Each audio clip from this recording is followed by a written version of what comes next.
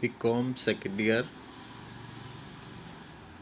Business administration का second paper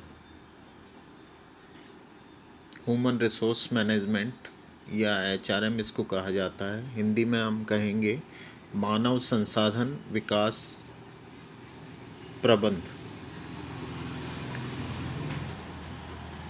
इस paper को भी कोटा विश्वविद्यालय का जो पाठ्यक्रम है उसमें 5 यूनिट्स में बांटा गया है। यूनिट फर्स्ट इसमें ह्यूमन रिसोर्स मैनेजमेंट या मानव संसाधन प्रबंध, इसके बेसिक कॉन्सेप्ट या इंट्रोडक्टरी पोर्शन को इसमें हमें अध्ययन करना है, जिसमें कि कॉन्सेप्ट क्या, अवधारणा है, नेचर क्या, प्रकृति है, स्कोप, क्षेत्र, फंक्शंस, उसके कार्य, नीड एंड इम्पॉर्टेंस, उसकी महत्ता और आवश्यकता। उसके अलावा organisation structure and its place in overall organisational setup. प्रत्येक जो कंपनी या बड़े संस्थान हैं उसमें एचआरएम या ह्यूमन रिसोर्स डिपार्टमेंट अलग से होता है, उसका क्या ऑर्गेनाइजेशनल सेटअप होगा और एचआरएम की वर्तमान समय में क्या उसकी महत्ता है, इसके संबंध में यूनिट फर्स्ट में इंट्रोडक्टरी पार्ट के रूप में हमें अध्ययन करना है। यूनिट सेकंड में जो मुख्य रूप से एचआरएम के बेसिक कॉन्सेप्ट्स हैं, जैसे प्रोक्यूरमेंट ऑफ ह्यूमन रिसोर्सेज। प्रत्येक ऑर्गेनाइजेशन को ह्यूमन रिसोर्सेज की आवश्यकता होती है और ह्यूमन रिसोर्स एक महत्वपूर्ण एक सोर्स है, रिसोर्स है। उस रिसोर्स का प्रोक्यूरमेंट या उसको किस तरह से उस रिसोर्स को क्रिएट किया जाता है, प्रोक्यूर किया जाता है और उसके बाद में उनका जॉब एनालिसिस, कौन कौन से आपके जॉब्स हैं,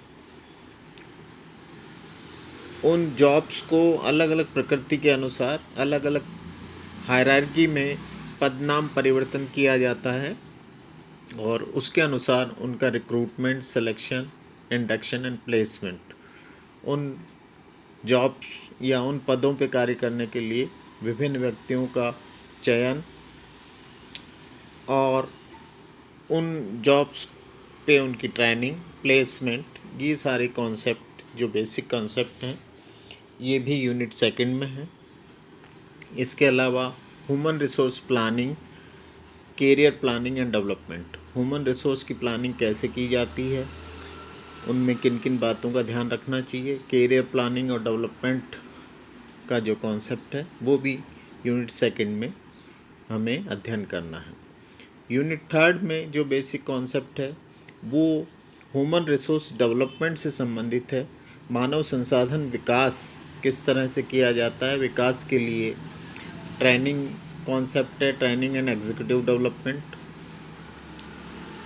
किस तरह से मानव संसाधन को ट्रेनिंग दी जाए कि संस्था के हित में अधिक से अधिक आप उनकी जो प्रोडक्टिविटी है, एफिशिएंसी है, उसको निकाल सकें। इसके अलावा मोटिवेशन का जो महत्वपूर्ण कंसेप्ट है, प्रत्येक व्यक्ति को मोटिवेशन की आवश्यकता होती है। मोटिवेशन मानव संसाधन का कैसे किया जाएगा, उसका बेसिक कॉन्सेप्ट क्या है।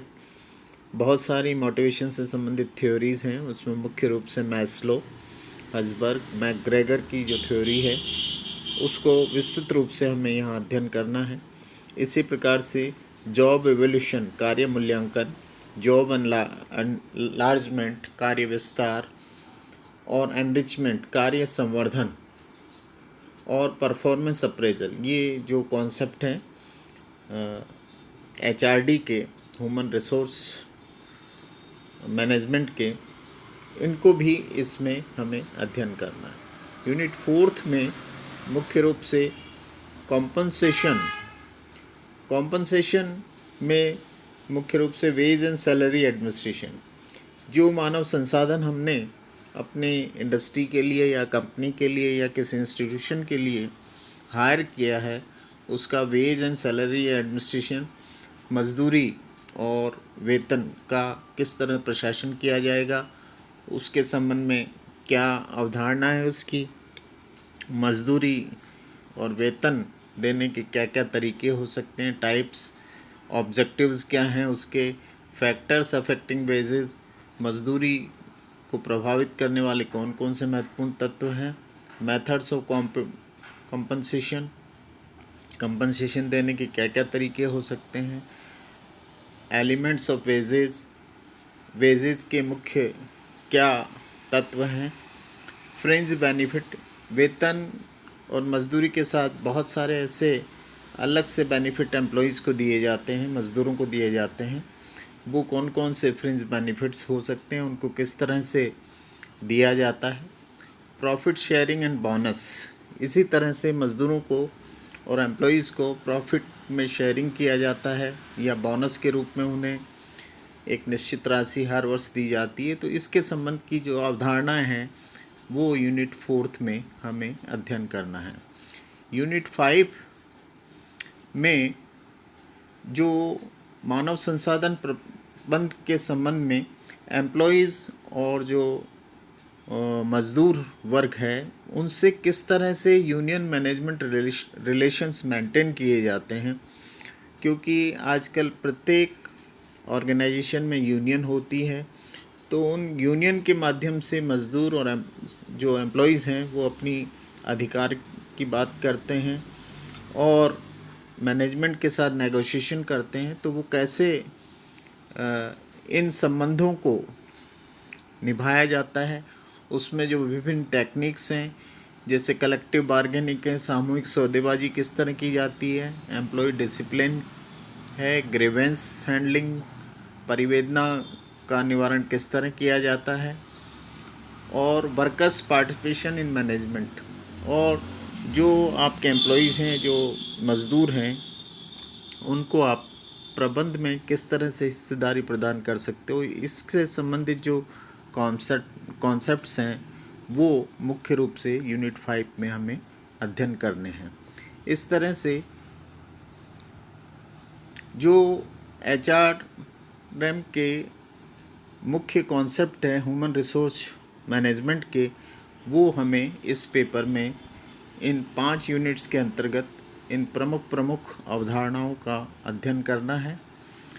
इसमें हिंदी मीडियम स्टूडेंट्स के लिए जो बुक्स प्रिस्क्राइब की गई है कोटा विश्वविद्यालय के पाठ्यक्रम के अनुसार, वो है जिसके ऑथर हैं मानव संसाधन प्रबंध के नाम से किताब है शर्मा सुराना, ये एक अच्छी किताब है। इसके अलावा अग्रवाल एंड पोरवाल ऑथर्स हैं सेवी वर्गीय प्रबंध, ये भी एक अच्छी किताब है। इंग्लिश मीडियम स्टूडेंट्स के लिए जो किताबें प्रिस्क्राइब की गई हैं उसमें से मुख्य रूप से Arun Monappa and Mirza Saiyadain personnel management के नाम से, ये टाटा मैग्रा हिल की से पब्लिश्ड है, ये किताब अच्छी है। इसी तरह RS डावर की किताब है पर्सनल मैनेजमेंट, वो भी एक अच्छी किताब इसमें मानी जाती है। और भी बहुत सारी रेफरेंस बुक्स आपको ह्यूमन रिसोर्स मैनेजमेंट के नाम से या पर्सनल मैनेजमेंट के नाम से मिल जाएगी इंग्लिश में, उनको भी आप सिलेबस के अनुसार जो टॉपिक्स हैं वो उनसे कंसल्ट कर सकते हैं। इस प्रकार से ये जो पेपर है ये मानव संसाधन प्रबंध और उसके विकास से संबंधित जो बेसिक अवधारणाएं हैं, बेसिक कॉन्सेप्ट्स हैं, उनके संबंध में कोटा विश्वविद्यालय द्वारा बीकॉम पार्ट 2 में बिजनेस एडमिनिस्ट्रेशन के पेपर 2 के रूप में प्रिस्क्राइब किया गया है। Thank you.